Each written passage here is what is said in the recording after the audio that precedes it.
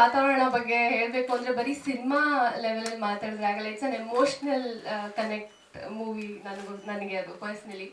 Because ಒಂದು family ಥರ ಆಗೋಗಿದ್ವಿ ನಾವೆಲ್ಲ, ಆ್ಯಂಡ್ ಇದೀವಿ ಕೂಡ. ಮೋಡ ಕವಿದ ವಾತಾವರಣ ಒಂದಿನ ಮುಂಚೆ ಕಾಸ್ಟ್ ಆಗಿದ್ದು ನಾನು. ಜಸ್ಟ್ ಅವ್ರು ಶೂಟಿಂಗ್ ಹೋಗಬೇಕು ಒಂದಿನ ಮುಂಚೆ ಕಾಸ್ಟ್ ಆಗಿದ್ದು. And I thank God every day for that moment. Thank you Suni sir. ಆ ಪಾತ್ರಕ್ಕೆ ಆ್ಯಂಡ್ ಅದಕ್ಕೆ ನ್ಯಾಯ ಸಲ್ಲಿಸಿದ್ದೀನಿ ಅಂತ ಅಂದ್ಕೊಂಡಿದ್ದೀನಿ. ಜೂನ್ 26 ಸಿನಿಮಾ ನಿಮ್ಮ ಮುಂದೆ ಬರ್ತಾ ಇದೆ. ಹಲವಾರು ಶೇಡ್ಸಲ್ಲಿ ನೋಡ್ಬೋದು ನಮ್ಮ 3 ಜನನೂ ನೀವು ಇದರಲ್ಲಿ.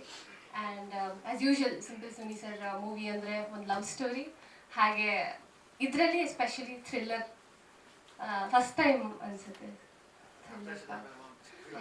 So love story and thriller ಅಂತಲೇ ಹೇಳ್ಬೋದು. ಬಟ್ ಡೆಫಿನೆಟ್ಲಿ ದ ಬೇಸ್ ಬಂದು ಅವ್ರ ಮೂವೀಸಲ್ಲಿ ಯಾವಾಗಲೂ ಲವ್ ಒಂದು ಮೆಸೇಜ್ ಇದ್ದೇ ಇರುತ್ತೆ.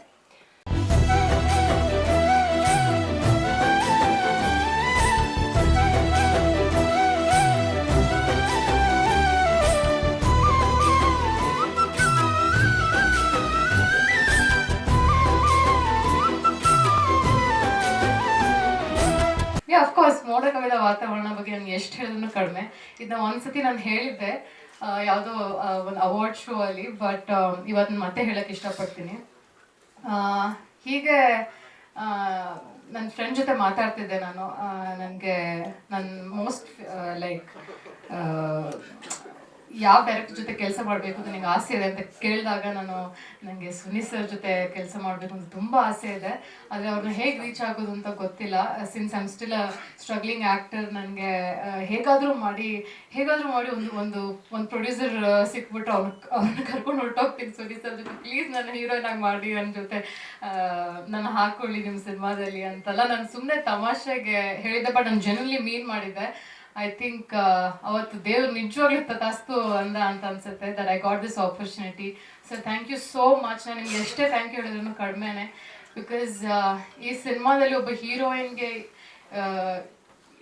ಲೈಕ್ ಯಾವ ಥರ ಪರ್ಫಾರ್ಮ್ ಮಾಡಬೇಕು ಅಂತ ಆಸೆ ಇರುತ್ತೆ, ಅದು ಎಲ್ಲದಕ್ಕೂ ನನಗೆ ಚಾನ್ಸ್ ಇತ್ತು ಆ್ಯಂಡ್ ಆಪರ್ಚುನಿಟಿ ಇತ್ತು. ಆ್ಯಂಡ್ ಐ ಹೋಪ್ ನಾನು I have made good use of it ಅಂತ ಅನ್ಕೋತೀನಿ. ಸೊ ಮೋಡ ಕವಿದ ವಾತಾವರಣ ಇದೇ ಜೂನ್ 26ಕ್ಕೆ ರಿಲೀಸ್ ಆಗ್ತಿದೆ. ಸೊ ನೀವೆಲ್ಲರೂ ನಮ್ಮ ಫಸ್ಟ್ ಆಡಿಯನ್ಸ್. ಸೊ ನಾನು ಕೇಳ್ಕೊಳ್ಳೋದಿಷ್ಟೇ, ನಮ್ಮ ತಂಡಕ್ಕೆ ಸಪೋರ್ಟ್ ಮಾಡಿ. ಇವಾಗ ಅಂತ ಅಲ್ಲ, ರಿಲೀಸ್ ಆದಮೇಲೆನೂ ನಿಮ್ಮ ಸಪೋರ್ಟ್ ಇರಲಿ ಅಂತ ನಾನು ಕೇಳ್ಕೊತೀನಿ.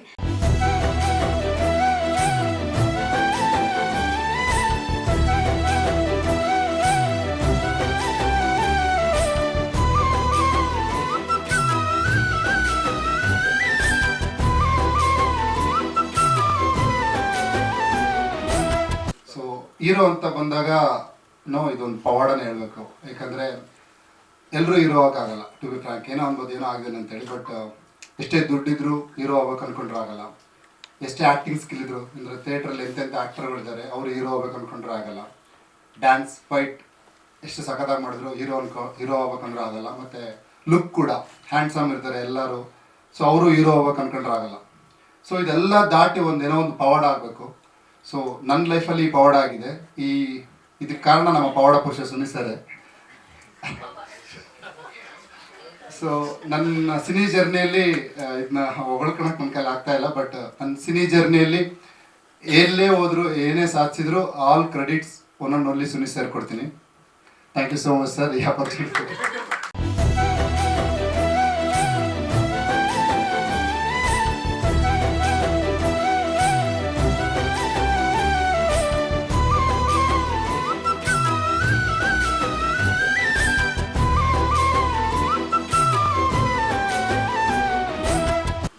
ವಾತಾವರಣ ಅಫ್ಕೋರ್ಸ್ ನನ್ನ ಲೈಫಲ್ಲಿ ತುಂಬ ಸ್ಪೆಷಲ್ಲು.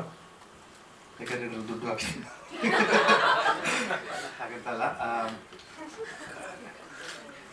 ಇವತ್ತು ಅಂದರೆ ಹೀರೋ ಕ್ಯಾರೆಕ್ಟರೈಸೇಷನ್ ರಿವೀಲು ಏನೋ ಫ್ಲೋ ಚಾರ್ಟ್ ಮಿಸ್ ಆಗಿ ಸಾಂಗ್ ಫಸ್ಟ್ ಪ್ಲೇ ಆಯಿತು. ಸೊ ನಿಮಗೆ ಅಲ್ಲೇ ಗೊತ್ತಾಗುತ್ತೆ ಹೀರೋ ಕ್ಯಾರೆಕ್ಟರ್ ಅಂತ ಸಾಂಗಲ್ಲೇ. ಇಲ್ಲ, ನಾನು ಯೂಶಲಿ ಹೇಳ್ಬೇಕಂದ್ರೆ ಸಿನಿಮಾಗಿಂತ ಟ್ರೇಲರ್ ಚೆನ್ನಾಗಿ ಕಟ್ ಮಾಡ್ತೀನಿ ಅಂತ ತುಂಬ ಜನ ಮಾತಾಡ್ತಾರೆ.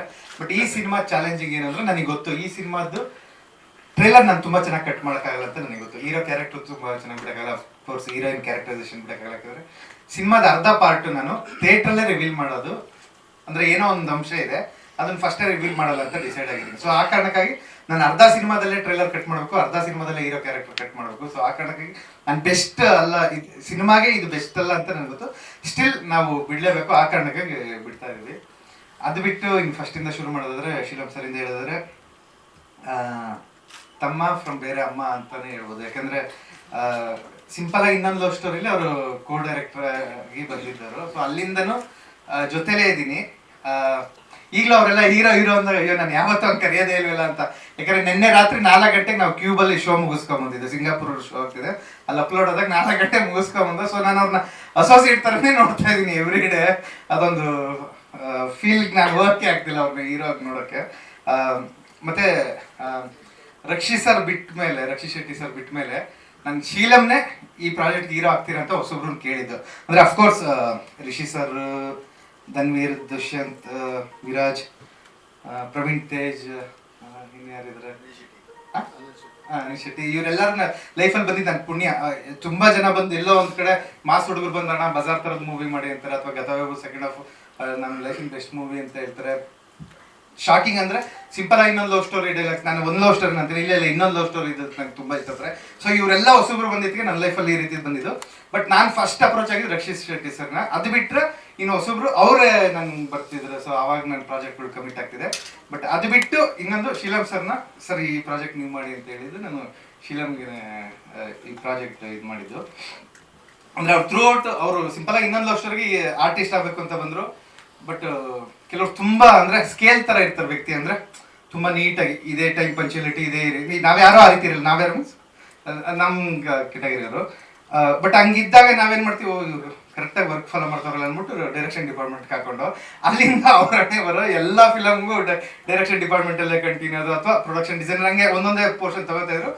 ಒಂದೊಂದು ಸಣ್ಣ ಪಾತ್ರ ಕೊಡ್ತಿದ್ದೆ. ಬಟ್ ಯಾವಾಗಲೂ ಆರ್ಟಿಸ್ಟ್ ಆಗಿ ಅವ್ರನ್ನ ನಾನು ತುಂಬಾ ಗಮನದಲ್ಲಿ ಇಟ್ಕೊಂಡಿಲ್ಲ. ಒಂದು ಗ್ಯಾಪ್ ಸಿಕ್ತಾಗ ಸೆಂಟ್ರಲ್ಲಿ ಒಂದು ಕತೆ ಮಾಡ್ತಿದ್ದಾಗ ಓಕೆ ಇದು ಏನೋ ಫ್ರೆಶ್ ಫೇಸ್ ಕೇಳ್ತಿದೆ ಅಂದಾಗ ನಾನು ಶೀಲಂ ಸರ್ನ ಸರ್ ನೀವೇ ಮಾಡಿ ಇದು ಅಂತ ಅಂದ್ಕೊಂಡು, ಆಮೇಲೆ ಶ್ರೀನಿಧಿ ಫಿಲಮ್ಸ್ ಅಂತ ಅವ್ರನ್ನ ನೆನೆಸ್ಕೋಬೇಕು ನಾನು, ಯತೀಶ್ ಸರ್. ಯಾಕಂದ್ರೆ ಹೊಸಬ್ರಿಗೆ ಮತ್ತೆ ಕತೆ ಹೇಳಿದಾಗ ಪ್ರೊಡ್ಯೂಸರ್ ಅವರು ಬಂದರು. ಬಟ್ ಅವರೊಂದು ಟೈಮ್ ಟೇಬಲ್ ಕೊಟ್ಟಿದ್ರು, ಅಂದ್ರೆ ಈ ಟೈಮಿಂದ ಈ ಟೈಮಲ್ಲಿ ಮೂವಿ ಮಾಡಿದ್ರೆ ನನಗೆ ವರ್ಕ್ ಆಗುತ್ತೆ ಅಂತ. ಸರಿ ಸರ್ ಅದ್ರಲ್ಲಿ ಮುಗಿಸ್ಕೊಡ್ತೀನಿ ಅಂತ ಹೇಳಿದೆ. But due to weather conditions, ಯಾಕಂದ್ರೆ ಇದು ಬರೀ ಮೋಡ ಕವಿದ ವಾತಾವರಣದ ಟೈಮಲ್ಲೇ ಶೂಟ್ ಮಾಡಬೇಕು ಅನ್ಕೊಂಡಿದ್ರಿಂದ ನಮ್ಗೆ ಆಗಲಿಲ್ಲ. ಆ ಟೈಮಲ್ಲಿ ಅವ್ರು ಸ್ವಲ್ಪ ನಾನು ಬ್ಯಾಕ್ಔಟ್ ಆಗ್ತೀನಿ ಅಂದಾಗ ಸರಿ ಅಂದ್ಬಿಟ್ಟು ಒಂದು ಸಲ ಪ್ರೇಮ ಕಥೆ ಒಳಗಡೆ ಇದ್ದೆ. ಆ ಟೈಮಲ್ಲಿ ರಮೇಶ್ ಸರ್ನ ನಾನು ರಿಕ್ವೆಸ್ಟ್ ಮಾಡ್ಕೊಂಡೆ ಒಂದ್ಸಲ ಮೂವಿ ನೋಡಿ ಅಂತ. ಸರ್ ರಿಕ್ವೆಸ್ಟ್ ಮಾಡ್ಕೊಂಡು ಬಂದಾಗ ಅವಾಗಲೇ ಒಂದು ನಮಗೆ ಪಾಸಿಟಿವ್ ಬಂದಂಗೆ ಆಯ್ತು, ಒಂದು ಬೂಸ್ಟಪ್ ಬಂತು. ನಾವೇನು ಚಿಕ್ಕ ಬಜೆಟ್ ಅನ್ಕೊಂಡಿದ್ದು, ಈ ಸಾಂಗ್ ಎಲ್ಲ ಅಫ್ಕೋರ್ಸ್ ರಮೇಶ್ ಸರ್ ಬಂದಿದ್ದಕ್ಕೆ ಆಗಿದೆ. ಇಲ್ಲಿರೋ ಈ ಸಾಂಗ್ ಎಲ್ಲ ನಾನು ಡಿಲೀಟ್ ಮಾಡಿ ಮೂವಿ ಮಾಡ್ತಿದ್ದೆ. ಹೇಗೆ ಬಂದಾಗ ಒಂದು ಇನ್ನು ಭುಜಬಲ ಪರಾಕ್ರಮ ಅಂತೀವಲ್ಲ ಆ ರೀತಿ ಬಂತು. ಜೊತೆಗೆ ಇನ್ನ ಗೋ ರಮೇಶ್ ಸರ್, ರಂಗರಾಜ ಸರ್ ಬಂದಿಲ್ಲ, ಅವರು ಮತ್ತೆ ಲೋಕೇಶ್ ಅವರು, ಇವರೆಲ್ಲ ಇರೋದ್ರಿಂದ ಸೊ ಇನ್ನ ತುಂಬಾ ದೊಡ್ಡ ಬೆಲ ನಮಗೆ ಬಂದಿದೆ.